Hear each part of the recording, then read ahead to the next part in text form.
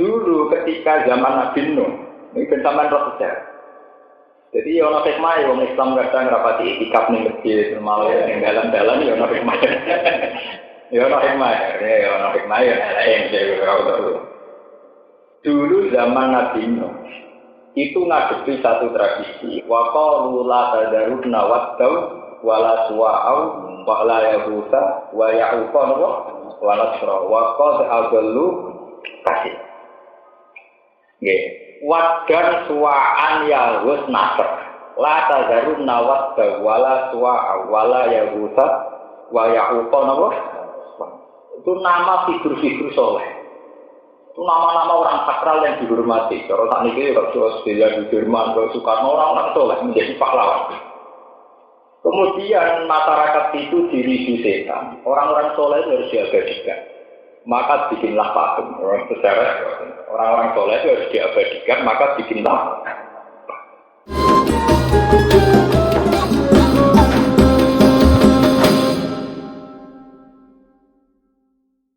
Bismillahirrahmanirrahim. Innal ladzina tad'una min dunillahi ibadun amsalukum fad'uhum falyastajibu lakum in kuntum shadiqin. Alahum arjulu yamshuna biha am lahum aydin yabtishuna biha am lahum a'yunun yubsiruna biha am lahum adhanun yasma'una biha qul itu syuraka'akum thumma kiduni fala tunzirun. Innal ladzina ta'tamne wong akeh tak taduna kang padha nyembah sira kabeh tak duduna tegese nyembah sira kabeh minillah saking tanpa pangeran. Wong-wong sing mbok sembah liyane pangeran iku ibadah yo karo kula kabeh makhluk katun kang den miliki amsalukum sepadane sira kabeh. Fatuhu mongko donga sira kabeh ing alladzina Falyastasi mongko supaya nyembadani sapa alladzina lakum kedue sira kabeh. Doa agung tegese ing penjaluan sira kabeh. Ing kuntum lamun ana sira kabeh iso dikina iku wong sing bener kabeh. Bener fi annaka ngakoni ing dalam sak temene alihah itu alihah itu pangeran. Semagaya namun kono jelasno sapa Allah bahwa ya ta'ati ing bangete apese alihah. Wa fadli abidihim lan keunggulane atau keutamaane wong sing nyembah alihah. Alihim ngalahno ing atase alihah. Alihim ngalahno ing atase alihah. Pakola mengko dawuh sapa Allah alagum arjuli yang sunatiha. Alagum ana ta kedue alihah arjulun te pira-pira sikil yang sunakan iso lumaku sapa alihah lan arjul. Amlagum ana ta kedue alihah aibal alagum ana ta kedue alihah esin te tangan kemuyatin. Yak tisu nakang podo gawe jotos atau gawe kekuatan sapa alihah lan itu. Amlagum ana ta kedue alihah ayunan te pira-pira lipat siru nakang podo ningali sapa alihah lan ayu. Amlagum ana ta kedue alihah azan te pira-pira kuping yen mau nakang podo ngrungokno sapa alihah lan ayu. Istighfar ingkar utawi jauh amlagum istighfar. Elai satu keseorang lagu kedua kabeh di alih apa serono apa perkara ningali sanging mengkono-mengkono ikilah arjul tak teruse mimma sanging perkara gua kok tema itu lagu kedua sira kabeh. Pakai kamu hale kaya apa tak kuduna menyembah sira kabeh dumen alih. Tawa antum hale sira kabeh akam luwih sempurna. Wa antum hale sira kabeh akam luwih sempurna apane kalan apane keadaan utawa wujude ing bang alih. Kulit syuraka pun sapa sira ya lagu maring kafir Mekah ya Muhammad kudu syuraka kudu aja sira kabeh syuraka ing grogro mitra sira kabeh to sekutonan sira kabeh ilah lagi maring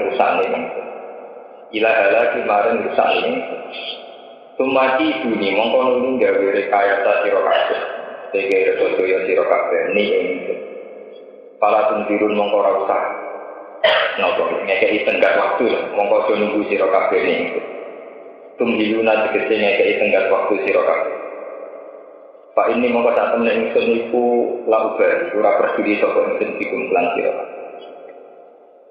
innawali ya Allah innawali sak temene kekasih ingsun utawa sing nguasani ingsun Allah Inna wali ya Allah, ay mutawalli umuri, sedat sing wasani urusan-urusan. Alladzi rupane zat nazala kang nurono sapa lagi alkitab ing kitab panduan Al-Qur'an al-Zikr. Wa wa alaihi wa yatawalla iku jogo sapa as-solihin lan pira-pira wong sing saleh, dihibdihi kelawan penjagaane.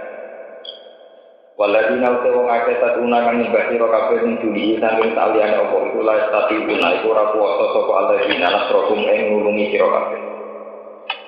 Wala antusahum lan ora nyawak dhewene alladzina yang suruna padha iso nulungi sapa ali.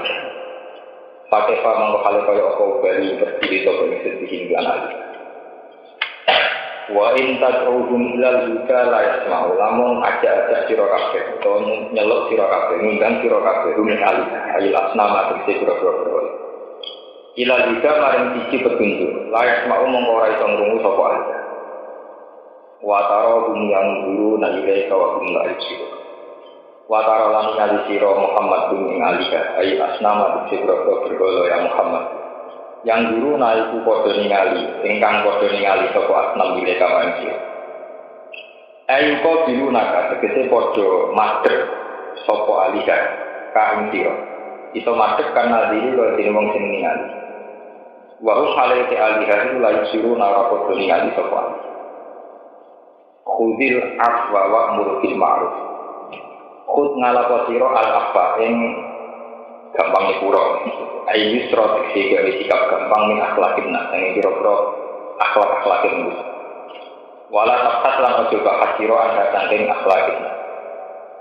Wa amur lan perintah sira bil ma'ruf lan barang sing apik, ma'ruf tegese barang sing ma'ruf sing apik sing dikenal. Wa akrid lan ningo sira, sing berpaling sira adit izin saking kira-kira wong sing kudu. Fala tuqa bilhum mongko ojo badini sira, ojo males sira kuning jadi. Bisa badini sebab budu-budune jadi. Wa imma yanzakon naka minas syaitan nasab. Wa imma yanzakon naka lan ana kalane ngridu utawa napa menggoda. Fihi ku tetep ing dalem imma iku komunune asatiya dene komunune asatiya imal mati dalma sing jadi. Yang zakon naka itu ngiduk atau membolak-balikkan pikiran, bolak-balik pikiran. Kain sirok naseton di sangkring setan. Apa nasbun, apa dikiri dua. Iyasrif ka amma umur tabi sorifun. Iyasrif ka lamun ninggokno ka ing sira. Amma sanging perkara umur takang den perintah sira di lama. Apa sorifun apa barang sing ninggokno. Pas ta'id billah, mongko njaluk mbawur sira billah ila apa. Utai jauh fasa itu jawab bisarti, jawab syarat. Wajahul amri, utai jawab amar. Pas ta'id billah. Iku makhlukun dan buang. Ayat fa'du angka. Mongko iso nolak sapa Allahu ing nas setan angka sang sira. Ayat fa'du iso nolak sapa Allahu ing nas setan angka sang sira. Inna usatamni Allah sambun dan tinggi karena dirkau lima yang pengucapan alimun terdating besok disini kelawan penggawe. Ini lo terang. Jadi jelas surat Makkiyah. Surat Makkiyah itu dia mulai apa? Innal ladzina tad'una min dunillah ibadun amsalukum. Ini surat-surat apa? Makkiyah. Artinya ayat ini itu Makkiyah. Meskipun secara umum surat Nawawi, surat Ar-Ra'd itu banyak yang Makkiyah. Surat ayat ini jelas, persis ayat ini jelas Makkiyah. Jadi sebenarnya Makkiyah itu gampang. Ada satu peradaban yang sangat tidak rasional. Ini itu tiang nyembah bergolok, patung Hubal, patung Lata, patung Uzza. Tapi masih ada peradaban-peradaban yang sangat-sangat tidak rasional. Itu nyembah patung. Terus Kanjeng Nabi lewat wahyu tidak ngelingaken bahwa patung-patung yang kalian sembah itu ibadun amsalukum, ya podo itu. Nak panjang itu pengiran tenang, itu penjaluan, kemudian mereka disuruh ngijabai, disuruh mengabulkan permintaan itu. Balas tadi pun lakum ingkuntum. Diingatkan dengan cara paling awal. Apa mereka punya kaki yang dipakai jalan, apa mereka punya tangan yang dipakai kerja, apa mereka punya mata yang dipakai melihat, apa mereka punya telinga yang dipakai mendengarkan, dan sebagainya. Ayat ini sepintas itu tidak ilmiah, artinya memang ngadepi masyarakat awam diingatkan total bahwa patung-patung yang kalian tuhankan itu nyatanya sekedar jalan saja tidak bisa, sekedar melihat juga tidak bisa, sekedar mendengar juga tidak bisa. Kenapa Anda tuhankan? Tapi lebih dari itu ada masalah. Kalau tak cerita, itu ada masalah. Setelah Nabi Isa wafat, itu kan ada kelompok-kelompok Nasturiyah, Yakubiyah, ya, tentang terminologi Kristen, yang Yakobus itu dulu kalau bahasa Arabnya namanya apa Yakub, ya kayak beda-beda Yakobus, Nasturiyah dan sebagainya. Sehingga zaman Fatroh itu ada zaman di mana satu tingkat kultus itu menyamai tingkat rasional, dianggap kayak rasional, kayak suatu sini. Ketika Isa setelah wafat dituhankan atau dianggap anak Tuhan, itu hanya terjadi di kawasan Palestina, di mana melahirkan Kristen-Kristen, Yakubiyah, Nasturiyah, dan macam-macam. Kemudian imbas saking Palestina itu ke Mekah ke Medina, itu Medina masih rasional karena banyak pengikut Yahudi. Jadi tidak sirik, mereka hanya punya cerita mengingkari Nabi. Terus imbas ke Mekah dan kembali. Wong Arab itu gengsinan. Nak ngakoni Isa naik pangeran itu, dia setuju tapi rapat setuju. Foto-foto di pangeran juga beda. Akhirnya karena mereka di zaman Fatroh ini rumah tenang, zaman yang tidak ada Nabi, zaman yang tidak ada apa, itu cara mencari Tuhan adalah personifikasi Tuhan.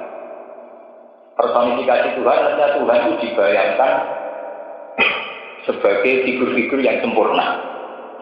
Makanya ada yang dinamai almanat. Almanat itu dari kata almanan, zat yang banyak memberi. Kemudian begalanya dikatakan apa? Almanat. Karena Allah itu al-aziz, begalanya dikatakan al-uzza yang agung. Al-lata juga gitu dari kata al-ilah. Ada Hubal, ada Lata, ada Uzza, ada Manat. Sampai ada ayat afara'aitumul Lata wal Uzza wa manata tsalitsatal ukhra alakumuz dzakaru walahul unsa. Itu sebetulnya itu personifikasi dari Tuhan-Tuhan yang mereka bayangkan. Jadi al-manat jadi manat, al-aziz jadi apa al. Menurut runutan sejarah, tradisi begini itu tua sekali. Karena para dewa-dewi yang menguasai hujan, menguasai keberuntungan, itu sudah lama di Cina. Terus misalnya Dewi Keberuntungan, Dewi Kewantin, Dewi Dewa Hujan, Dewa Petir, itu kemudian dipersonifikasi. Kalau di Cina ya diletakkan di tempat-tempat kayak biarawati, kayak biara, kayak di apa itu, di tempat-tempat kelenteng kayak di apa ya, di Shaolin Temple apa itu jadi. Terus kemudian di Arab juga gitu. Ini pulau cerita. Bentangan rapati tenang masjid di lantai. Ini kalau sejarah ini, mulanya orang ulama kecuali rapati tenang itikaf. Ulama itu kadang aneh. Mereka anggar tempat-tempat suci itu mulai bisik hingga ada khayalan-khayalan orang-orang suci. Karena para dewa-dewi ini orang-orang suci, orang Cina meletakkan itu di kelenteng. Karena Tuhan-Tuhan itu juga zat suci, Lata Uzza juga pada masjid Haram di Sejeroka. Jadi barang suci, jadi barang suci. Ini kalau cerita sejarah, memang rata-rata ya wah sejarah. Dulu ketika zaman Nabi Nuh, ini zaman sejarah. Jadi orang hikmah, orang Islam kadang rapati itikaf nih masjid, malah yang jalan-jalan ya orang hikmah. Ya orang hikmah ya lain betul. Dulu zaman Nabi Nuh itu ngadepi satu tradisi. Wa qalu la tadaruna wattau wa la suwa'u wa la yahuta wa ya'uqa wa nasra wa qad adallu kasih. Nggih, wadan suwa'an yahus nasr. La tadaruna wattau wa la suwa'u wa la yahuta wa ya'uqa itu nama figur-figur soleh. Itu nama-nama orang sakral yang dihormati. Kalau tak nikah, kalau Sosial, Sudirman, kalau Soekarno, orang-orang soleh menjadi pahlawan. Kemudian masyarakat itu diriju setan. Orang-orang soleh itu harus diabadikan. Maka bikinlah patung. Orang-orang soleh itu harus diabadikan. Maka bikinlah. Karena hormatnya berlebihan, patung itu harus di tempat yang suci pula. Itu tidak kok di musola, masjid-masjid. Di periode pertama, patung-patung itu hanya sebagai kenangan pada jasa-jasa orang soleh itu. Generasi kedua jadi anggap bagian dari dewa dewi, bagian dari Tuhan. Kemudian tradisi itu menyebar. Ketika periode setelah Nabi Nuh pun menyebar sampai ke Cina, ke Eropa, kemana-mana. Sehingga ada adat istiadat di antara peradaban manusia adalah personifikasi hal-hal yang sakral. Dibayangkan Tuhan itu kayak ini, dewa langit kayak ini, dewa hujan kayak ini, dewa keberuntungan kayak ini. Nah, Arab sebagai sebuah bangsa yo ketularan kegagitan penyakit itu. Akhirnya ya gawe dewa dewi sing rupa latan apa? Hujan. Lalu kalau bolak-balik matur tengah niki, yang termasuk mengabadikan agama Kristen adalah karena tiap gereja itu dikasih patung hingga mati. Karena patung itu tetap bisa mengurangi tingkat rasionalitas manusia. Orang setelah melihat Bunda Maria menimang Nabi Isa, orang melihat Yesus disalib, itu adanya haru. Haru ingin balas jasa. Yesus mati demi kita. Apa kita berani mati demi Yesus? Sehingga perasaan-perasaan emosional itu mengganti perasaan rasional, di mana tingkat keabsahan Yesus sebagai Tuhan itu kayak apa, rasionalitasnya kayak adanya Tuhan. Sehingga patung-patung itu dalam Islam dilarang sekali. Karena kalau sudah rupa patung, misal sampai santri lah, mesti ngaji ini kayak santri tahu visi mantep lah. Kalau patung bedoro kalau nyekel gurune nak wani, dan bener irungnya ora wani. Tawane kualat tenan. Mau pemenang patungnya wis tuwa sampai bunyi-bunyi dewan mundele wedi tenan. Tawane ge kualat. Hanya tingkat rasional kita bahwa itu patung gawean muntilan. Sing dicolong. Niku lu kalah mbek karismane bentuk patung sing mewakili dewa dewi. Mereka kecelok iki patunge Bathara Kala. Iki wong sakle wong Islam wis mereka nggih patunge Jibril lan mereka sakral. Wah, patunge napa? Jibril. Jajal lah zaman ge bisnis patung napa? Jibril. Kok wong wedi. Patung Mikail. Wong sing wedi. Lha iku derene Kanjeng Nabi dari Quran wa tarahum yang guru na ilaika wa hum la mbok pentelengi sawangane malas tenan. Wah. Lah kula nek selawat yang lagi iki nang patung dhewean yo mirip. Artinya sawangane kayak punya kekuatan magis. Nah, tingkat rasionalitas orang itu akan hilang saat patung-patung itu sudah menjadi simbol. Misalnya sampai melihat di Keraton Jogja, di Taman Sari atau apa itu kan banyak patung-patung. Ini patung Bathara Guru, Bathara Kala, ini tolak bala. Soalnya nak ana patung ini ono bala. Kalau Allah ya ono bala. Karena sudah kadung diberi fungsi. Ini patung tolak bala, ini patung membawa keberuntungan. Nah, fungsi-fungsi ini yang kemudian dilakukan oleh Quran. In hiya illa asma'un sammaitumuha antum wa ba'kuma nazalallahu biha min sultan. Penamaan-penamaan berhala dengan nama-nama yang keren, yang bergen, itu ciptaan kalian semua. Sebetulnya tidak ada sama sekali. Yaitu tadi, karena sudah kadung dinamakan ini patung Dewi Kuan Im, kesannya keberuntungan. Tapi kalau melihat film-film India, orang kalau mau nikah, ngekei kembang mengenai patung apa, dewa keberuntungan, bahkan dewa ular kobra itu disembah. Padahal jelas-jelas ular kobra reputasinya mateni wong, ngono iso dimitosno nggo napa? Patungnya nggo napa? Keberuntungan. Itu artinya sejarah membuktikan bahwa yang namanya patung itu membunuh rasionalitas, membunuh akal. Sebab itu Islam mati-matian ngaramno napa? Patung. Kok tetap membunuh akal? Lho fungsi Ka'bah zaman itu kegusur ambek patung. Kok patung Lata Uzza itu luwih keren dibanding Ka'bah sing kotak. Wah, itu seneng Ka'bah duwe kotak wireng ra jelas bagus. Ini ngali bentuknya apik, ini fungsinya kayak apa? Lana nak khidmah Ka'bah bentuknya ra jelas. Kotak rempon, hajar aswad, hajar rempon. Gak keren-kerenan kok diok malah cawang imbang masih dol. Itu sejarah itu tua sekali, yaitu dimulai generasi Nabi Nuh sampai ke Cina, menyebar ke Eropa, sampai ke Palestina, termasuk ke Arab. Itu dipersonifikan. Mulai saat ini yang menjadi masalah. Ketika fakta dunia semua itu diabadikan di waktu patung, misalnya Jenderal Sudirman ya patung, Pak Karno, tokoh-tokoh besar juga Pak. Ini kalau nanti tanya seorang ulama, fenomena dunia begitu itu baik apa enggak? Dari ulama itu menjadi fanatik patung haram ya. Wah, soalnya haram, tidak terperakit. Dari ke pulau Miantar, aku malah seneng, nak tulisan haram sengaja, jadi malah jarang tak ganggu.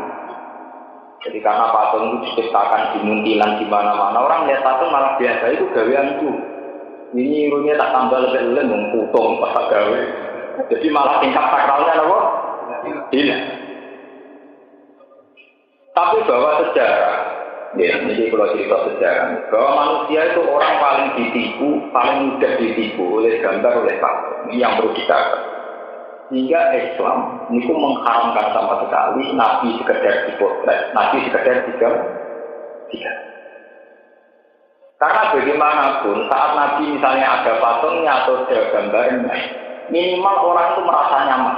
Misalnya sholat dekat patung Muhammad, misalnya wiridan dekat patung Nabi, dekat gambar. Lama-lama ini tetap diakibat menuhankan Nabi. Jika Nabi Muhammad sama sekali nggak boleh digambar, nggak boleh dipatung. Ini kalau cerita sejarah, sama contoh terserah.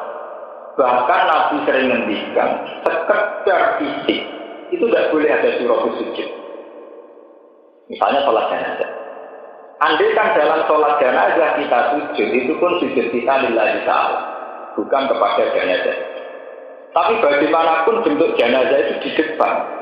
Jika dengan sholat jenazah itu ada sujud, maka ada surah sujud li adamiyyin, ada bentuk fisik kesannya kita sujud pada nama jenazah. Sehingga kenapa sholat jenazah tidak boleh ada apa? Itu pula yang mengilhami Nabi, tidak boleh sama sekali ada makam Nabi di masjid. La'anallahu al-yahud, ittakhadhu qubur anbiya'ihim masajid. Nanti kira kok hadis. La'anallahu al-yahud, ittakhadhu qubur anbiya'ihim masajid. Wong Yahudi ku laknat malun. Setiap ana kuburane Nabi digawe masjid. Karena resikonya antara orang merasa sujud ke Tuhan dengan merasa nyaman karena dekat Nabi, dekat kuburan itu tinggi. Sehingga ditakutkan nanti ada penyimpangan. Yaitu merasa sujud nyaman karena dekat makamnya Nabi Musa, Nabi Ibrahim, Nabi Adam. La'anallahu al-yahud ittakhadhu qubur anbiya'ihim masajid.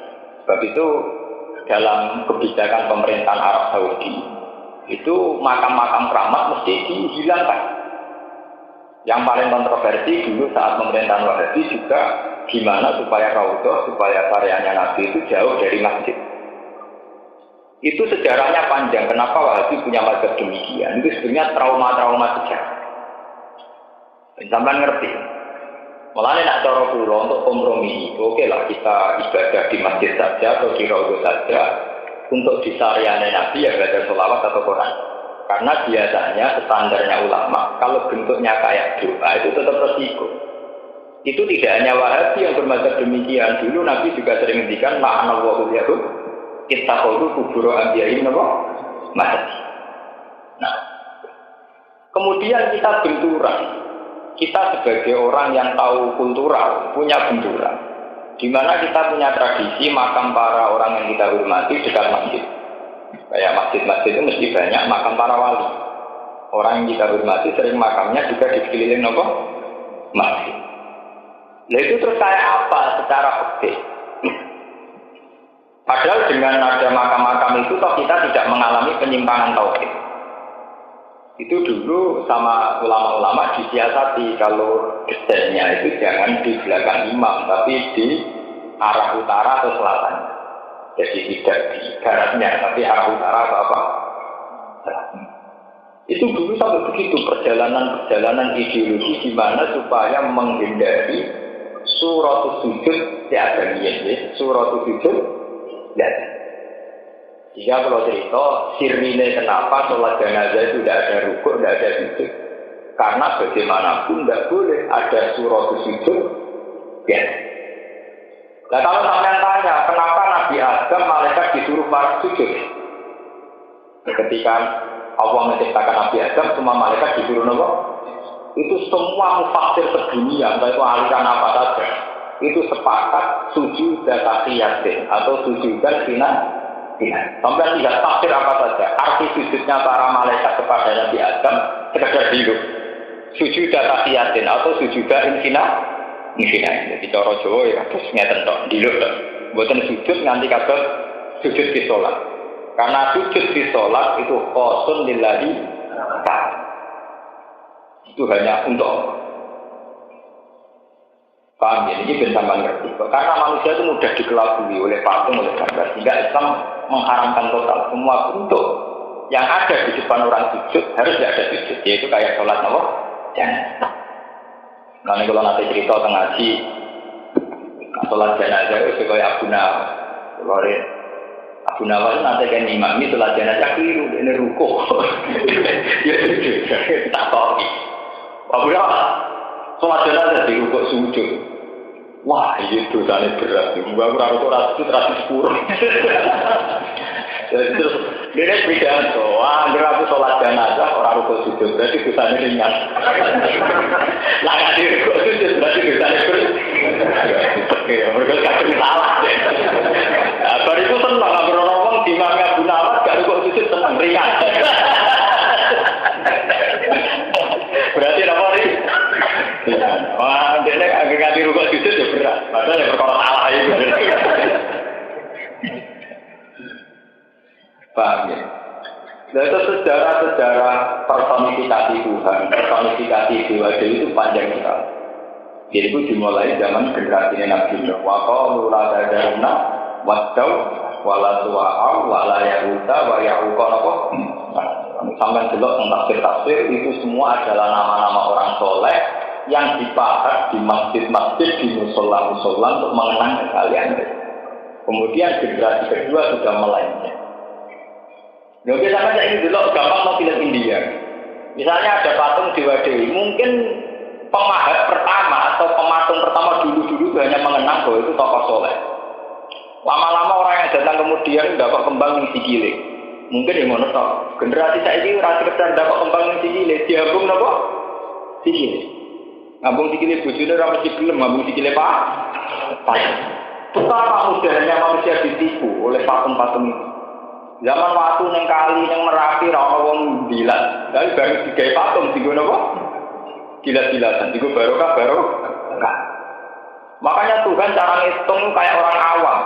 Eling kok iku watu la ya duru wala. Ya, iku piye wae. Sing gawe ya kuwe. Kok saiki mbok sembah, mbok puji ku. Karena apa? Manusia itu mudah dikelabui oleh patung. Sebab itu Islam lain haram patung mati-matian. Haram tenan. Itu haram tenan. Karena takut nanti ada penyimpangan. Ada peralihan psikologis di mana naik rupa patung sawangane watara hum yang guru na ilaika wa hum layu. Sawangane menggelit tenan delok kowe kan. Nabi Ibrahim rawuh nabi niku kangelan nerangno kaume nak patung ora manfaat. Saking kangelane ya ini kita cerita tentang kitab-kitab. Wonten satu arena di situ dipakai patung semua. Ana patung paling gede. Ibrahim ini terus sing patung cilik-cilik diperoni kabeh. Terakhir kapake dikalungno patung paling gede. Ku saking kangelane nerangno patung terima waktu kok sembah itu piye.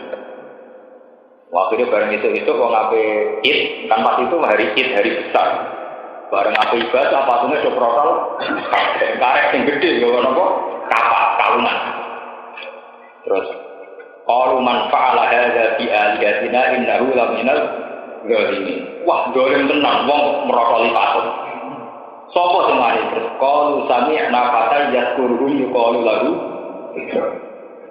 sing sering menyek brolo ya bro sing balik sing wani protol ya napa akhirnya Ibrahim dikekang dan Nabi Ibrahim itu kan radis setengah jasa dia itu turun neraka dan Nabi juga kadang aneh turun neraka tidak apa lagi tapi kok malah aneh turun neraka Ayo, aku ketungi banyak mengajukan permohonan yang perbintangi, jaluk mangan, jaluk ngombe. Nanti saya ini orang disembadani.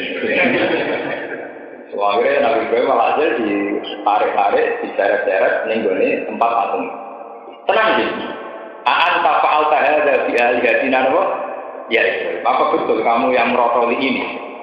Jadi Ibrahim qala bal fa'alahu kabiruhu. Aku ora nggo petel, takon sing nggo petel. Nek takon sing nggo petel, aku ora nggo petel, takon sing nggo napa? Akhire ketuane semanu kitu ala rusim, lakot alinta annaha ulai mayan. Ibu wis tenang, mung karuan patung takon iso protol itu. Ora karuan patung ya iso. Dari ketuane. Terus mulane Ibrahim kan numpang kufil lakum wali mata budu dak mintu. Lillah, itu paling anehnya ya gue ngerti ngono gue sembah kalau numpang. Gue ngerti nek iso apa-apa kok. Kufil lakum bali mata budu namintu lillah apalah tak. Tapi sudah saya katakan tadi, karena cinta hubungan emosional dengan patung sudah tinggi. Soalnya patung Bunda Maria hubungannya sudah tinggi. Ketika dirusak, mereka emosi. Akhirnya tingkat rasionalitas itu dihilangkan, yang ada tingkat emosional.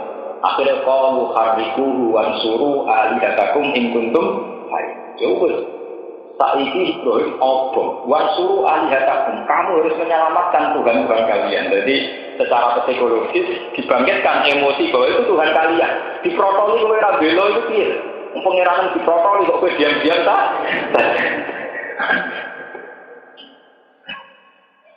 Wah, akhirnya emosi mereka bangkit. Ya wis nak ngono Ibrahim bangkit.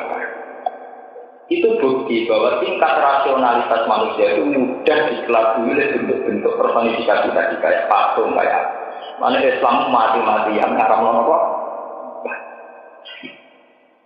Nah, saat ini itu kasus sofa marwah. Ini saat ini membeker kiai-kiai Jawa itu keberatan saat sofa marwah dirubah. Pemerintahan Wahabi yang mana nih? Ngomong Wahabi paling seneng. Orang barang di sakral dirubah paling hobi. Oh Islam tak dunia ngamuk Allah ini hobi. Mereka ini madhabnya model macam ini. Pokoknya yang berbau-bau fisik, berbau-bau di sakral no. Ini apa? Dirusak. Lalu tadi sih orang Islam tak dunia kira-kira perkara masalah dirubah. Berkiai nulis naskah perkara masalah sah taura hukum media dan sebagainya. Orang Wahabi tenang-tenang aja. Pokoknya hobi, ini rubah-rubah barang yang kira-kira juga sakral-sakral. Ini kalau ini guru-guru ini ya rada kurang ajar, tapi masuk akal. Oke, banyak kan? Ini ku wadinya guru-guru, ini ku cerita. Hak tangan-tangan itu pemerintahan Wahabi ya pakai main. Tidak sulit ya. Ya, mungkin pemerintahan Wahabi NU ya kapan tak gua akeh. Itu bukan kuburan sakral yang maksudnya bogari mulai bogari jimat. Nah misalnya pemerintahan Wahabi model NU model santri, wah itu doba enggak, ungkit wae kan doba enggak. Pemenang untuk Ka'bah ya. Angger apa tuh akeh sitok-sitok. Lah anak mek titik lah pengen tak juta wong. Ka'bah protol ka. Ungkit wae rebusan. Ya, tangan-tangan dia bener, ini ya remaja kurang aja tapi bener. Ya ono hikmah. Dia tidak dukung Wahabi enggak, ya ono hikmah. Arab dikuasai wae. Gak ngono Ka'bah entek dikuasai. Tenan. Cara lama sing fatwa oleh nom tiap wong kaji yo ono kok. Nyuwili go kebanggaan. Ya wong akeh mulai akeh Sulaiman. Akeh Giyo kemuliaane ngono. Ini akeh batu Ka'bah. Makanya sampai juga itu, memang agama itu misteri itu. Mengenai kalau setuju mazhab Abu Hanifah. Abu Hanifah itu satu-satunya ulama yang menafsirkan bahwa liwat satral masjidil. Niku mutlaqu Makkah. Jadi sholatlah kalau ada mulu. Mazhab Syafi'i kan dekat, fikih Syafi'i dekat. Sholat jika dekat dengan Ka'bah maka harus menghadap Ainul Ka'bah. Kalau agak jauh maka ila jihadil Ka'bah. Kalau sangat jauh yang penting Masjid Haram. Nah, Abu Hanifah jihad di Mekah. Jadi kita miring di sisi Meksiko untuk Mesir orang Khalifah asal ngulon itu juga Pak. Karena itu ya itu dari kekuatan tauhid. Karena pada akhirnya Ka'bah itu hanya simbol. Yang penting kita sujud ilallah. Apa iqbal Allah. Yang penting kita madhep ke Tuhan, bukan madhep ke Ka'bah. Itu saking dulu perjalanan tauhid itu paham. Itu ya ada hikmahnya madhep begitu. Biar itu tadi. Karena kita punya trauma sejarah tentang bentuk-bentuk fisik yang mewakili hukum-hukum samawi, hukum-hukum sama. Kita punya trauma sejarah zaman adat Cina juga ada patung, adat Kristen juga ada patung. Dan dilalah jahiliyah dan Arab juga meletakkan patung-patung di dekat Ka'bah. Ini wonten hikmah, ada hikmahnya ketika banyak orang-orang soleh yang memandang itikaf itu ya biasa. Bagaimanapun masjid itu bentuk fisik.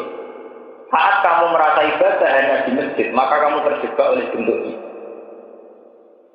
Makanya ya ibadah oleh jumatan yang masjid, orang yang ngomong biasa-biasa. Bukan pakai nanti tidak biasa. Kalau sering kita lihat contoh-contoh, Gus mengalir atau sholat tahiyatul masjid, ibadah usaha. Tapi itu sejarahnya panjang. Saya ini kan ulama, jadi saya tahu sanad-sanad. Dulu itu banyak sahabat yang merasa tidak nyaman kalau tidak sholat kecuali di masjid. Jika Nabi cukup, sampai juga Nabi latas alu buyu tatung kubur. Rumah tamu sujud itu di masjid. Oh mau lebih gak ada kubur. Ini kalau biasa ngomong gitu, aku lama rasa berwarna. Ya karena hadis-hadis kayak itu harus dijelaskan dengan keangkuhan. Nabi dulu ya cukup. Ketika ada sahabat setelah sholat fardu, sholat tapi sunat di masjid, sholat tapi sunat di masjid, itu hadisnya Nabi juga la taj'alu buyutakum kuburan. Jangan jadikan rumah kamu sebagai kuburan. Dan secara hukum sosial keluarga itu efeknya luar biasa. Kamu saat di masjid benar-benar sholat, iktikaf, sholat qobliyah, ba'diyah. Ketika di rumah belok TV, ambil bojo bakas duit. Bus kegoreng ijek ta ora, gekno teh anget, teh panas, gekno kopi. Anak istri kamu taunya hanya duniawi. Karena dalam memori anak kamu roh takok ning bojomu kopi, teh makanan. Mergo bar itikaf ning masjid. Bar kuwi itikaf di masjid. Jika rumah kayak ini cara Nabi kuburan, tidak rumah itu kuburan. Coba dibandingkan, nanti kan kamu sholat di masjid hanya fardu saja. Pulang masih menyisakan sholat ba'diyah atau qabliyah. Bu sajadahnya mana aku mau sholat. Pak gak mangan, tak sholat sih. Itu dalam memori anak akhirnya ada bayangan-bayangan ibadah. Tak sholat sih. Sehingga di rumah juga suasana religius, di masjid ya religius. Loro-loro ya atau sholat masjid ramai. Wah itu parah ya, orang masjid orang rumah. Wah itu parah sih. Nah ini buatan sholat buatan termasuk deh. Kalau itu buatan sholat di masjid karena mau sholat di rumah. Itu akan beda sekali. Jika anak-anak kita nih, bapak itu kalau datang mesti sholat, bapak kalau mau pergi juga sholat. Itu dalam memori anak-anak kita. Jika disunatkan sholat qobliyah safar, sholat ba'da safar. Itu semua ulama sepakat kesunatannya di dalam rumah.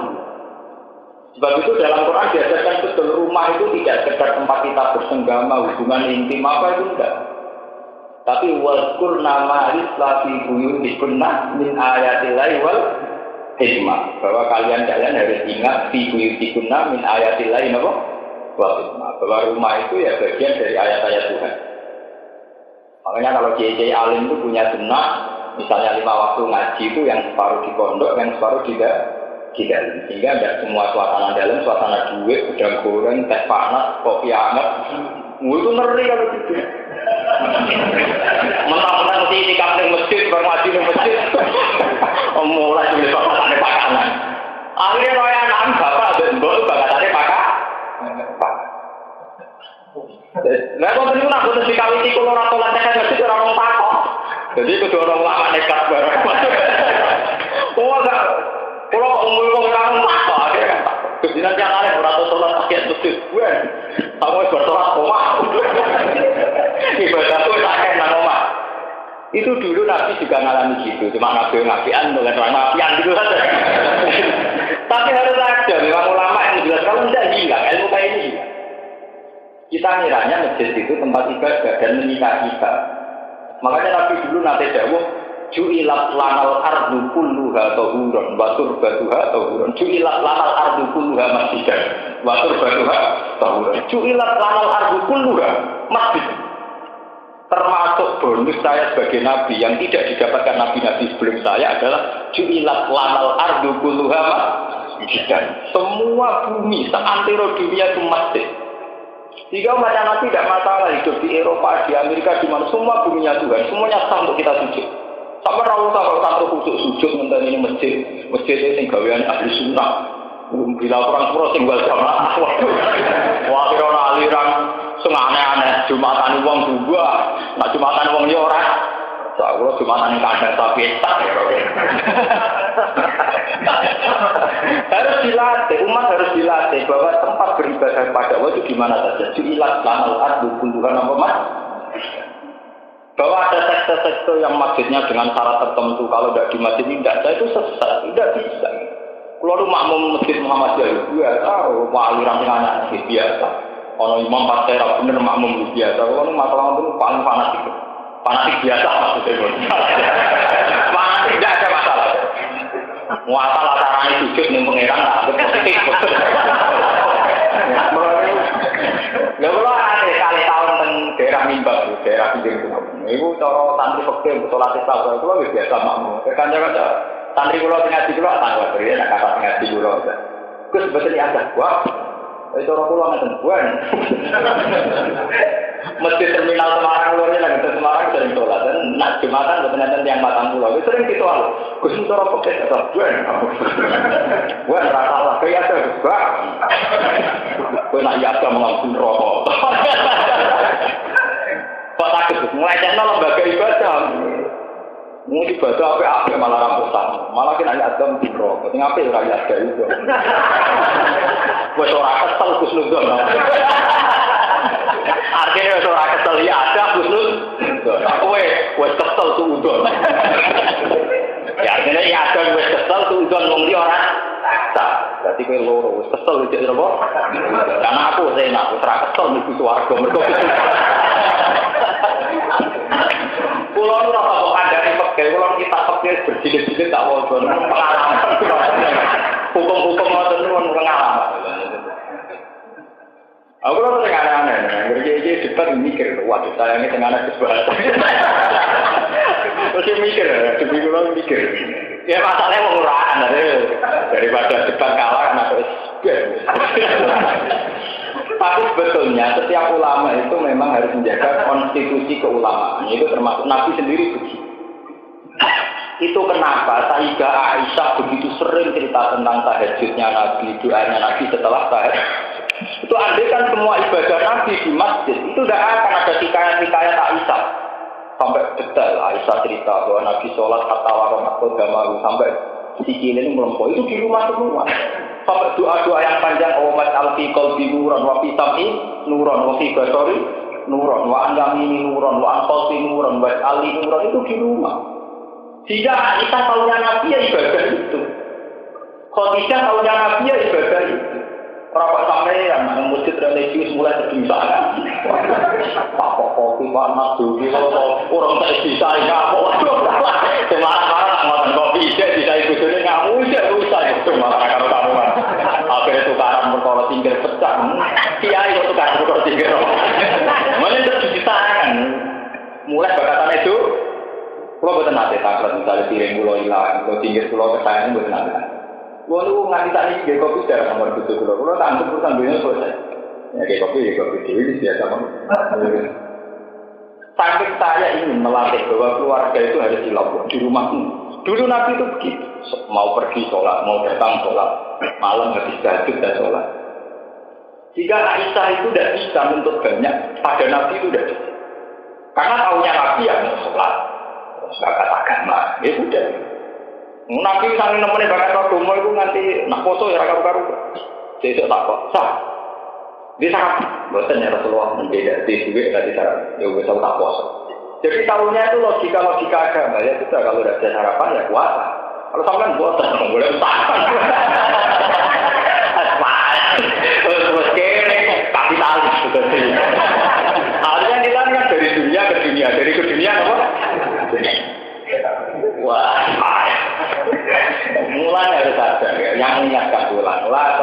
buyutakum napa kubur. Rumahmu itu jangan jadikan napa. Itu harus jadi. Ya memang dimulai dari khilafah. Ibadah itu jangan dihabiskan di masjid.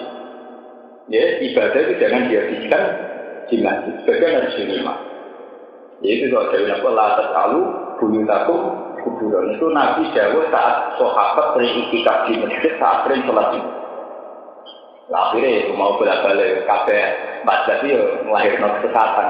Lagi iki itu ngrobal itu terus ra tau iki. Tapi ya tahu sholat neo. Wes nek kumpul adalah belok. Akhirnya seneng itikaf jamaah tablet. Ya itu repot amun ngoten niku. Kowe gede mau itikaf yo salah. Gede belo sing ra tau itikaf tapi ra tau sholat ning omah ya buyute. Menjadi tawarai tengah-tengah itu sholat mungkin umum-umum umumnya takiyat tak umum-umum jadi ini mulai ditambah sholat itu. Istrinya Nabi juga diingatkan itu waskur nama yusla fi buyutikunna min ayatillah wal waskur nama yusla fi buyutikunna min ayatillah. Istri para nabi, hendaknya kamu ingat tuh apa-apa yang dibaca di rumah kamu. Apa yang dibaca Nabi di rumah kamu, yaitu Nabi sering berdoa. Nabi itu kalau beres diulang-ulang. Misalnya beliau cerita ke Aisyah, tadi Jibril datang ke sini. Biasanya dia datang ke sini itu setahun sekian kali. Sekarang kok sekian kali itu ada apa? Terus dibacakan Qur'annya. Sehingga tahunya Aisyah ya tentang begitu.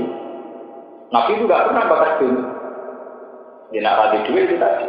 Kalau kita akan kebalikan, yang pondok mulang tenanan, yang masjid ibadah tenanan, sekali mulai kedua, kadang kurang hilang pangan anak yang ngamuk. Kalau aku bilang, yo, mulai gue tahu, keke berkorupsi, boleh dipasang. Oh iya, kalau ini ulama paling sering marung, perkara ini ingin menyepelekan dunia itu ini. Karena kalau kita tidak marung, itu biasanya ngoten, kiai dari marung tak apa. Muruah, baru mulai ngambil bucu ini nanti lagi sekolah disediakan mana? Lama mana nih baru malah kayak gede bucu, berkawin war. Karena tapi kan geger walian, ustaz sediakan mana geger amangan, itu geger keren tuh. Maksudnya kan kelebihan makanan, itu geger terhormat. Geger mono lu terhormat. Aku lagi sering gak mau bucu pulau. Ustaz tanah nomor bucu pulau buatan mana? Gampang tuh nanya ngapal kayak rosari selesai. Daripada geger orang mangan ngamuk bojo itu geger gak keren. Mergo geger kelaparan, geger kedungsakan itu gak keren. Foto-foto geger kelebihan itu gak masalah. Geger itu butuh keren gak keren. Pulang ilmu ya, tapi pulang ilmu itu tak ilmu itu. Itu foto-foto geger sing nopo? Mau geger gak keren. Gale kasus rebutan warisan, orang dia seneng geger keren, berarti bapak mati ninggal tuh. Geger apa perkara? Gue itu dulu tahu tadi oleh waduh barang muruah jadi geger. Mau utang oleh barang muruah jadi geger gak keren, geger gak keren. Mau kuasa apa kakak tak jadi duit oleh keren, geger gak keren. Posisi jangan ngemis jalur. Jadi nak ngene. Dulu tak nanti orang kebagian keren, itu termasuk geger keren. Karena adalah unsur kelebihan. Paham ya? Jadi kalau ngaji itu sampai menjadi tahu bahwa Nabi itu sampai masjid sendiri sebagai bentuk fisik yang dikatakan bahwa masjid adalah Baitullah itu saja oleh Nabi dianjurkan tidak untuk menghabiskan ibadah. Tidak boleh orang ibadahnya dihabiskan di masjid. Jika dalam riwayat hadis sahihah bahwa Nabi sholat raweh, qiyamul lail, tidak raweh, qiyamul lail itu hanya 8 hari. Riwayatnya hanya 6 di masjid. Setelah sahabat mengikuti jejak Nabi di masjid banyak makmum Nabi akhirnya tidak mau ke masjid lagi. Sholatnya total di rumah. Dan itu hadis. Dan namanya yang buah. Nah, kalau rasa terawih ada kecil. Tapi banyak riwayat yang menunjukkan betapa Nabi itu tidak ingin menghabiskan semua bentuk ibadahnya di masjid. Itu riwayat-riwayat sahihah. Sampai tentang Qiyamul Ramadan kan lebih. Pertama Nabi menambahkan sholat lebih, hari kedua lebih, hari ketiga artinya sahabat banyak yang makmum, hari keempat banyak makmum, tapi hari ke-6 sampai 8 Nabi sudah keluar lagi. Nabi ternyata Qiyamul Lailnya dihabiskan di rumah. Karena Nabi itu tadi aturan mainnya apa? La tas'alu buyutakum kubur. rumah kamu itu jangan sampai menjadi kuburan. Ya, artinya terus suasananya hanya makan dunia, TV, itu udah. Dan zaman saya kira hikmah, kenapa orang sholat tahiyat masjid, tapi saya pulau sama rokaat, barang rapi betul. Tapi saya kan ilmunya ya lumayan, itu kan. Kemarin umat kita ini kalau nggak di kayak tengono ini orang takut tenang, misalnya kalau pulau Mumewong ya orang takut. Orang-orang ya takut mungkinnya gitu, takut mual ini takut. Gus nyusai beri takut. Wah, nan buat nanti selesai betul. Tamu, saya takut nonton gue. Aku kiai, bersuku semua, berikut sholat gue, ngamal ke suaka.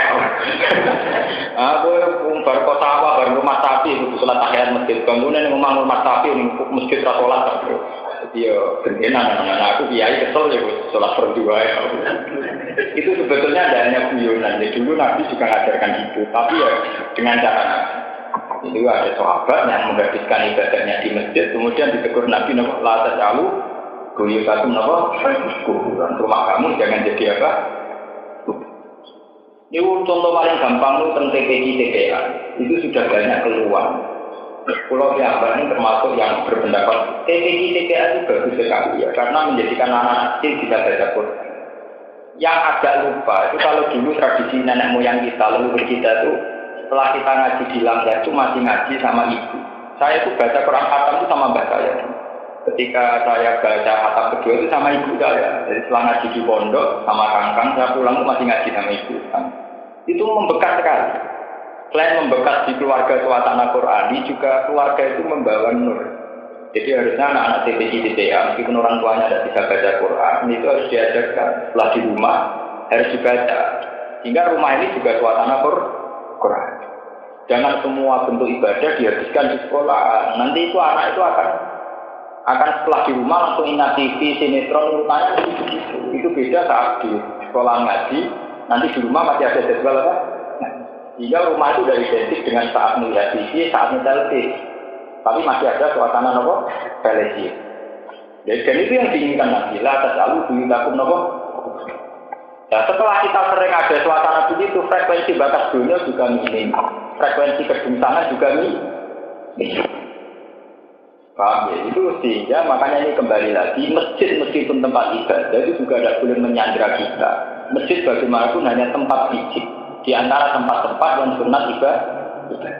Tapi khusus umatnya Nabi, nyatanya Nabi bangga, ju'ilat lanal ardu kulluha masjidan wa turbatuha tahu. Dulu Nabi sholat harus di masjid. Ketika yang Nabi tidak sholat di mana saja. Fa'ayu marot julin adrokat di sholat. Pasal lihai makan. Di mana saja kamu ketemu tempat sholat dari nomor. Ya bukti bahwa kiblat Ka'bah tidak segalanya adalah sholat di mana saja boleh dengan keadaan apapun. Mulai sampai misalnya sholat, pesawat kamu sedang mengungkuri Ka'bah, ya tetap boleh sholat. Makanya di fikih diterangkan. Untuk musafir yang sedang dalam kendaraan, sholat haitsuma tawajjahat rasilatuhu. Jadi kalau kamu dari Jakarta ke Jogja, kalau harus sholat, ya harus sholat meskipun madhep ngetan. Ya karena dari awal kiblat itu hanya bagian dari aturan syariat. Tapi hakikat menghadap kita adalah hilang. Sehingga sholat di safar, haitsuma tawajjahat rasil, madhep kemana? Bagaimana kalau misalnya di bis malam kita sedang najis? Menurut fikih juga harus tetap sholat. Orang sujud itu tidak akan salah. Sehingga menurut fikih, meskipun bis itu madhep ke timur, kita tetap sholat madhep timur. Meskipun kita najis tetap sholat, namanya sholat dihormatil waktu. Karena harus waktunya sholat, kita sholat. Meskipun dalam keadaan najis, dalam keadaan dan pun. Itu bukti bahwa dari awal disyariatkannya sujud supaya ada keterkaitan manusia dengan Allah itu saja. Kemudian ada aturan syariatnya, misalnya harus menutupi aurat, harus suci, harus masuk kiblat. Itu aturan syariat. Tapi aturan syariat ini saat tidak dijumpai karena keadaan kita di pesawat atau di bis, jangan sampai terus aturan hakikat dihilangkan, yaitu terus tidak sholat sama. Karena tujuan sujud adalah dengan Allah itu saja. Sehingga nggak masuk Ka'bah juga harus tetap sujud. Makanya sholat di safar tidak wajib masuk kiblat. Sholat dihormati waktu juga ada harus sujud. Ayo, coba baca bulan. Waktu pulang Muharram ini bulan nanti rois kitab Abdul ini paling pusing nak ketemu cerdas. Kecara kitab mungkin foto 10 Muharram itu sunat. Kemuliaan Nabi Musa selamat kafir. Akhirnya kali Nabi utus wong Yahudi wae foto dina tanggal 10. Mulane kuwi ya kok pas. Lah Nabi dalam banyak kesempatan sering ngendikan qaulul Yahudi, wong Islam itu kudu tradisi sing beda karo wong Yahudi. Akhirnya yang kitab mungkin diterangkan disunatkan mulai tanggal 9. Kena 10 tok mulai kok. Akhirnya berang dimulai tanggal. Lah wami sama karena tanggal 9 itu sunat arifi, sunat yang baru. Yaitu berbeda dengan wami sama dengan alasan ini. Nak tanggal 9 kadung rapoto, kowe tok foto tanggal 10 disunatkan foto tanggal 10. Berbeda dengan ya. Dan pakai-pakai apa lho ya? Nak kadung rapoto tabuha disunatkan foto tanggal 10 berbeda dengan ya. Banyak kalau tanggal, walau tuh kepengen begitu yang repot, kepengen begitu yang di foto ini kalau foto, ada. Oh, terus kepengen begitu yang repot, foto tanggal 10, lah kepengen begitu rasa, lah ngono tuh kalau misalnya nak digo, kan orang kumisen itu gak betul Yahudi, orang Yahudi kumisen gak sih? Wah, kita wis bisa kalau tugas ini mah.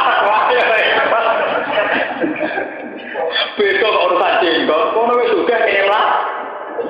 Wah, ngono ya rusak semua banget menurut. Kalau udah kenangan kakak tentang bahwa fikih itu memang bisa dicoba. Lain tengah hari fikih itu dimikir, fikih itu memang bisa dicoba. Kalau nunggu isi eling teman-teman jadi roh itu kangelan ya pertanyaan. Kalau sudah kadung ada jamaah itu kan ada urutan. Misalnya Abdul Sufuf itu sop yang paling dekat imam. Yang paling hebat adalah an yaminil imam. Kalau menurut aturan fikih kan kalau imam sama makmum pertama kan an yaminil imam. Makmum kedua an yasaril imam. Terus kalau sudah ada yang ketiga datang, yang dua ini agak mundur, kemudian yang tiga ini jejer. Berarti an yaminil imam, an yasaril imam sama khalfal. Tapi fikih kan tetap bikin urutan paling afdol yang anyaminil dari kanca kula. Kalau begitu Gus diaktualisasi saja.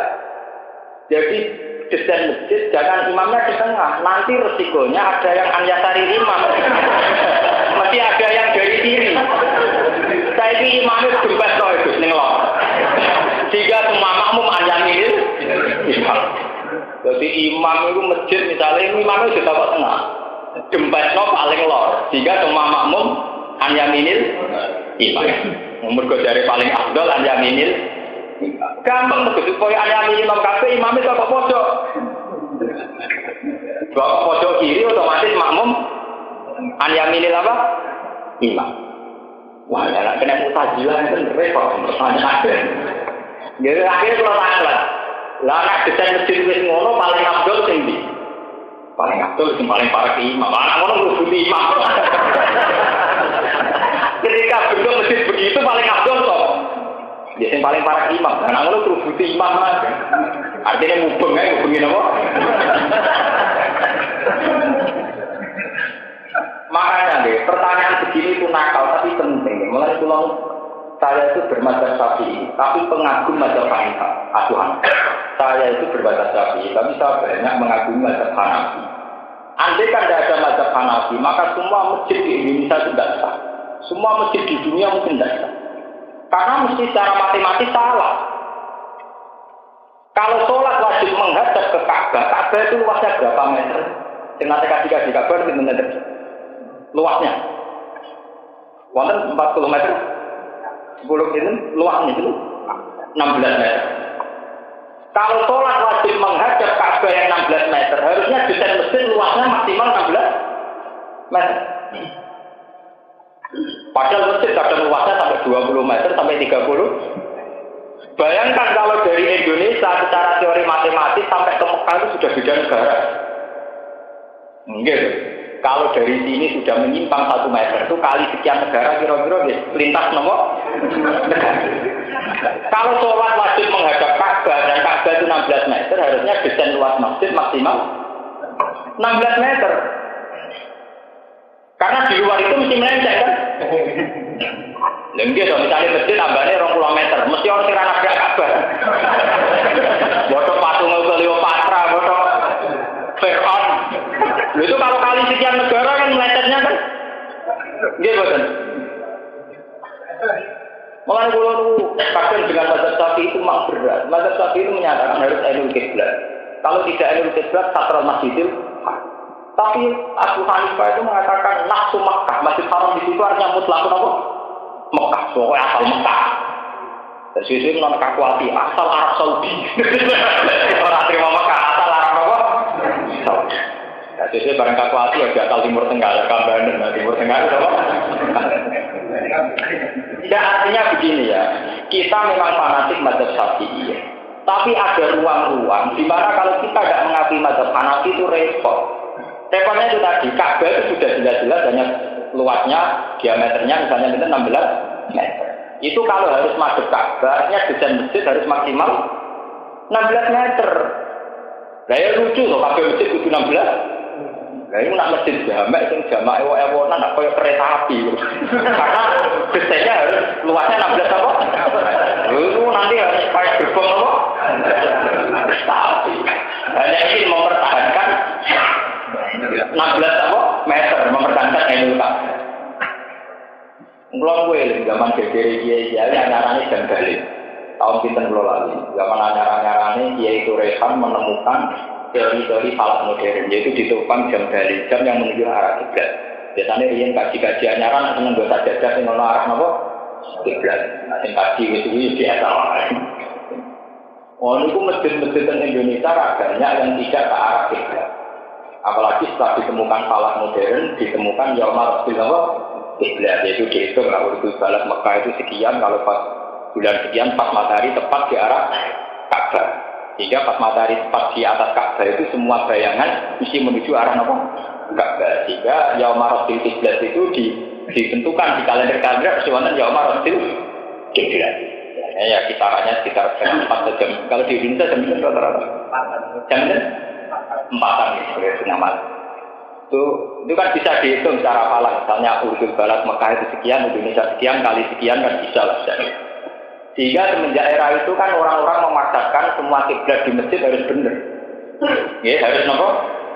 Kalau konstruksinya nggak bisa dirubah ya stoknya saja yang dirubah. Biasanya kan masjidnya ngadep ngetan ulang kenceng tapi stoknya miring ya, demi. Tapi secara teori matematik Bo entekno oleh miring, angger sak dhuwure luas 16 meter. Iku tetep ana sing ora madhep. Kebla. Tetep ana sing melenceng bodo Meksiko, bodo Cleopatra, bodo Nil. Angger kapas kuburane bejal. Itu udah bisa, mesti ada yang nabrak kemana-mana. Mulane cara kula setuju, oleh ngakali ulama itu setuju. Artinya diakali ini, ya penting niat. Mulanya niat mustaqbilal kiblat ora wajib, tapi kamu ngapasno. Jadi keliru-keliru lah, yang penting niatnya mustaqbilal kiblat. Jadi cara pikir ya lucu, muni mustaqbilal kiblat ora wajib, tapi penting. Maksudnya penting itu kan rasa cocok-cocok bahwa niatnya mustaqbilal. Jadi bu Abu Hanifah muni mutlak Mekah, jadi dari Masjid Haram. Ka'bah itu itu 16 meter, Masjid Haram masih luas mana. Abu Hanifah muni mutlak Mekah. Pulangan ini penting. Artinya ya saya sebagai orang Syafi'i tapi ngakui wacana-wacana gini. Anu kalau yang sinau pekin, sinau mazhab belakangan, gue beli mawar maksudnya dia gaya bebas mawar. Tapi dibeli baru pak, mungkin aku ngaji maksudnya bisa tak sebar gitu. Tapi begini rasanya gitu, gue beli yang mawar. Mazhab itu akan ya rupok kita kurang keren, kurang. Sebenarnya nanti baru artinya memang penting, perbandingan mazhab ini penting. Karena kalau hanya fanatik Syafi'i itu ada yang nggak bisa diaplikasikan kayak tadi itu. Kalau diameter Ka'bahnya 16 meter, harusnya desain masjid kalau wajib ainul qiblat maksimal benar. Nah sekarang yang dibeneri hanya topnya dibeneri kalau luasnya masih lebih tetap nanti nggak nyambung, paham ya? Kalau misalnya kita pergi gitu, kalau jenengan aku gitu. Aku mari kiai dalam, ngerong sholat aku seneng aku japur lagi ngoten. Aku kadung kiai dalam, jadi gak fanatik hukum. Masih tege, kau yang bersolat macam bulan itu bener. Mereka bandingannya rasolat tapi bedanya kan kiai kayak saya itu kan fanatik, kan repot. Asal madhep nopomu. Asal aja kaya Abu Nawas mah. Abu Nawas nanti ketemu pakar palak. Cerita nak bumi itu bulat-bulat. Suatu saat pakar palak itu kemalingan. Maling yang melayu madhep ngetan. Malingnya melayu ngetan. Abu Nawas kan jadi tulung aku bedakno malingnya melayu madhep mulah. Abu Nawas melayu ngetan kamu ngejar kok madhep mulah. Darimu bulat-bulat apa ketemu. Darimu bumi bulat-bulat kok ya ketemu. Akhirnya saya alif falak cakep.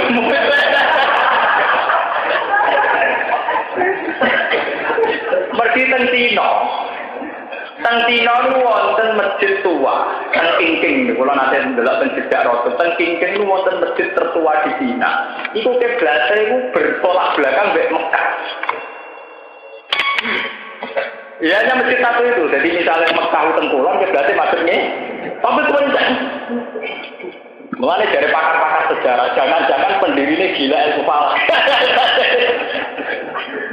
Mereka nak bumi bulan-bulan kok tok-tok. Tapi gak kayak aliran yang dibantu dulu, yang sholat macam metan. Iku mergo bodoh, nak ora perkara falak. Niku wonten. Itu akhirnya dirubah oleh Rabitatul Alam Al-Islami, disarankan tidak bisa. Apapun keyakinan kita tentang ilmu falak, kalau masalah kiblat nggak boleh begitu. Itu harus sakit. Berarti sholat yang benar macam mulan atau macam ngetan. Bukan ngalang itu kan gak tuh. Wah, ya rusak agama Pak Surgono kenapa? Rusak. Makanya dikatakan bahwa teori bumi kurawiyun itu tidak boleh mengganggu arah kiblat. Karena menurut teori falak arah itu hanya satu titik. Ya, ini rumah tenang. Secara teori jihad itu hanya ngakui satu rukuk, seperempat bumi. Karena yang satu masalah itu hanya seperempat. Sehingga kalau sampai ngaji falak karena sampai tutup dawet, tutup es dulu, ini jenisnya rukuk. Yang kotak koyak nopo sepertiga nih, seperempat. Karena menurut teori falak arah itu hanya satu seperempat. Jadi misalnya kalau sekarang siang, yang siang hanya seperempat dunia. Kalau malam hanya seperempat. Dia dari kata tak mangke sini malam. Di Arab Saudi saja belum malam karena terpaut 4 jam. Kalau kita dengan Amerika terpaut 12 jam. Makanya bisa dihitung yang satu musim sama-sama malam itu paling hanya seperempat dunia. Yang satu arah, satu malam, satu waktu itu hanya nomor seperempat. Ya, sehingga arah juga hanya seperempat.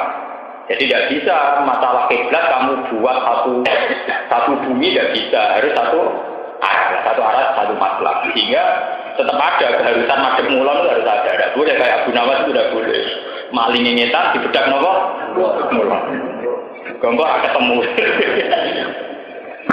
Iku mau ngenyak pakar palak kok. Mau pakar palak ku nak bojone ngalor golek ngawur. Kenapa gak golek ini? Iku tak bisa kembali.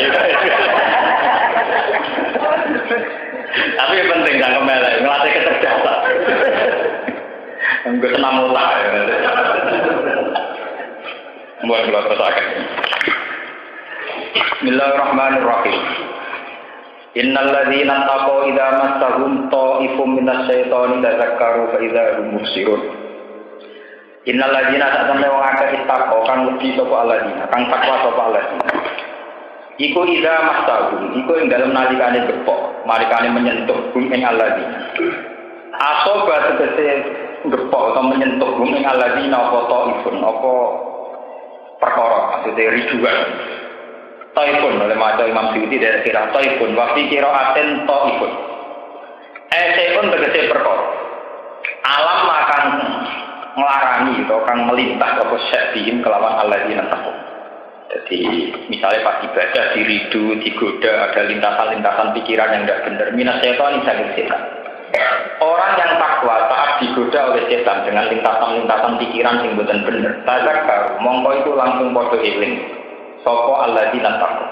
Iko bawa ing siksane Allah wa tawakkalu lan ganjarane Allah. Fa idzat mongko nalikane ngono gumte alladzina taqwa musiruna iku padha iso ningali kebenaran sapa alladzina. Ningali al-haq ing barang sing bener minggu iri saking saliyane hak. Fire jiru namko iso bali sapa aladina takok. Te bali ila toriki hak maring dalan sing bener. Wa ikhwanu mutawi bala-balane saya den ikhwanu saya den nal kufar sing boro-boro kafir. Iku yamuduna bumi iku padha dawakno, padha memperpanjang sapa ikhwan sing saya den. Ai saya den diloyin dalam kesesatan. Nak wong sesat ketika terlintas pikiran sesat, iku malah tambah sesat. Semua mongko nuli te wong akeh lagi siruna iku ora padha ngekang napa ngekang diri sapa aladina yakupuna ora padha ngekang diri sapa aladina wis saking barang boyi barang kesesatan ditabar suri kelawan teliti kama tak besoro kaya oleh teliti sapa al-mutakuna biro kaum sektor wa dalam tadi